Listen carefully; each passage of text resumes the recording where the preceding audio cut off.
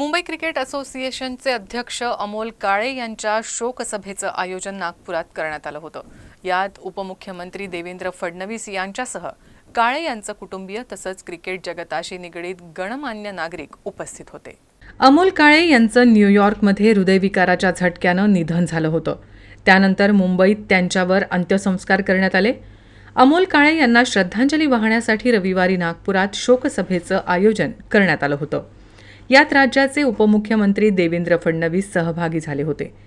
फडणवीस यांचे निकटवर्तीय मानले जाणारे अमोल काळे हे मूळचे नागपूरचे रहिवासी असून यापूर्वी ते भाजपचे प्रभाग अध्यक्ष होते. अमोल काळे यांच्या निधनानं क्रिकेट जगतासह त्यांच्या इष्टमित्रांमध्ये शोककळा पसरली आहे. राष्ट्रवादी काँग्रेस अध्यक्ष अजित पवार आणि मुख्यमंत्री एकनाथ शिंदे यांनीही अमोल काळे यांच्या निधनावर शोकसंवेदना व्यक्त केल्या आहेत.